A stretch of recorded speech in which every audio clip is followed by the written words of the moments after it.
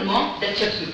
Regardez qu'elle est purifiée avant d'être couronnée, et le baptême n'est pas fait avec de l'eau, il est fait avec les symboles. Voilà, ça c'est le symbole de la force éternelle, et ça c'est le symbole de la vie éternelle. Alors le roi est baptisé avec la force et la vie en éternité.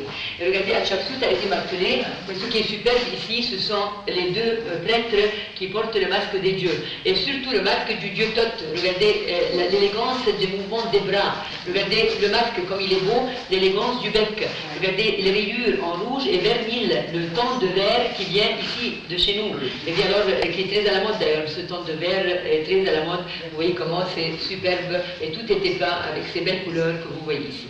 Et maintenant on va quitter Hatshepsut, on va passer par une partie vide. Cette partie vide, c'est la plus ancienne partie du temple de Karnak. C'est là où on a mis les fondations du moyen. 3 tours pour un vœu et 7 tours pour un enfant. Sans le sens de l'aiguille de la banque. Pour Noël.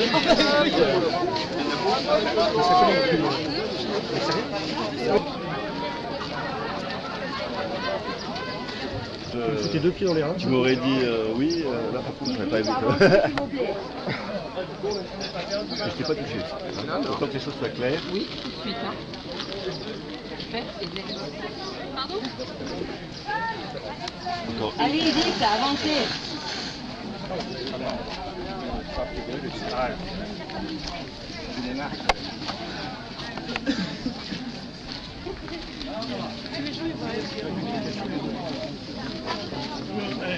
Les autres statues, on lui faisait faire un petit tour au bord du lac pour sentir l'humidité, pour pouvoir alors revenir ou regagner l'énergie. Aussi, au lac sacré, les 80 000 prêtres qui travaillaient au service du dieu Amon, ils venaient se purifier le matin. Ils prenaient l'eau du lac pour laver le temple avec. Alors il fallait dans chaque temple un lac comme symbole des origines. Et le lac, il était lié au Nil. Quand le Nil avait sa crue, le niveau d'eau montait ici. Quand le Nil avait sa sécheresse, le niveau d'eau baissait. Mais depuis qu'on a construit le grand barrage d'Assouan, c'est un niveau stagnant. Eh bien, c'est à cause beaucoup de problèmes. Et si on tient le coup aujourd'hui, vous allez voir, il y a comme une salle à la fin où il y a les gradins pour le sans-lumière. Ça, c'est les gradins du sans-lumière ici. Il y a une partie où vous êtes dans le temple, une autre où vous êtes assis là, ceux qui veulent encore, à droite et à gauche. Ici, il y a un petit bistrot. Vous pouvez boire quelque chose, vous pouvez acheter des cartes postales. Et on va commencer à partir de là. C'est pas grave, on l'enlèvera après sur l'ordi. C'est comme la grue, hein, si tu veux la prendre en photo, on va l'enlever après.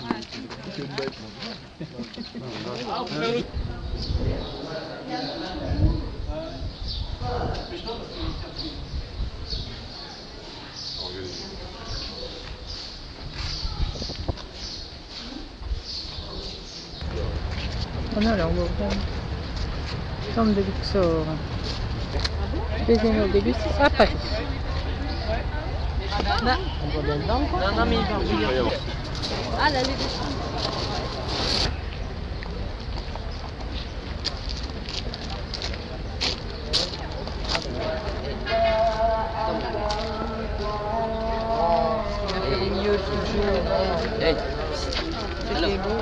Madame.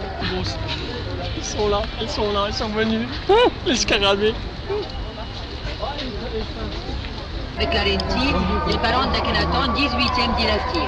Mais comme c'était la coutume, Ramsès II, être une égyptienne. Et son père n'a pas respecté ça. Thoutmôsis IV n'a pas respecté ça. Il était tombé amoureux d'une princesse de Mitre.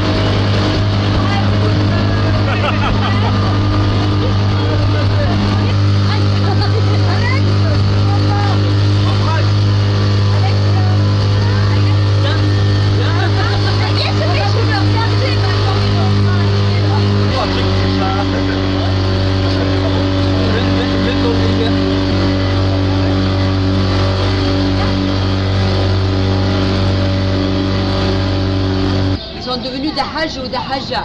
Même les paysans très pauvres, ils font des économies toute leur vie pour pouvoir réaliser. C'est comme un honneur, hein. C'est quelque chose. Ah bon, pour le soir.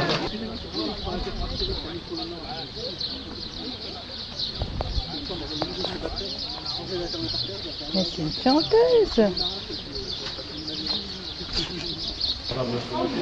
C'est propre.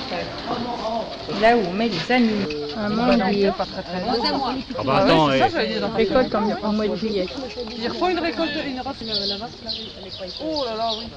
Elle est encore plus maigre que les vaches qui étaient... Pour fourrer les canapés et les matelas parce que c'est moins cher que le coton. Après ils font des balais avec aussi. Et regardez ici c'est la canapé. En pisé parce que ça correspond mieux au climat. Là c'est des climats très chauds. Alors le pisé, le limon du Nil avec la paille de pierre. Normalement c'est interdit par la loi parce qu'aujourd'hui la terre n'est plus renouvelée après la construction du grand. C'est un filtre naturel. Ils amènent l'eau du Nil. Après, ils le laissent comme ça dans l'ombre. Et quand il y a...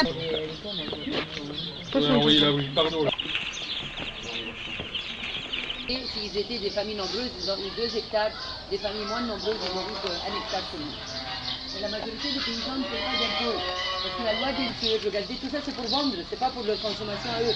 Bien, ils vont peut-être faire un peu de fer pour leur consommation à eux, mais comme le Caire ou les grandes villes, on n'a pas assez d'écoles. Alors ils sont obligés de faire 2 périodes de scolarité par jour. Il y en a qui vont... Allez Manu, un petit effort.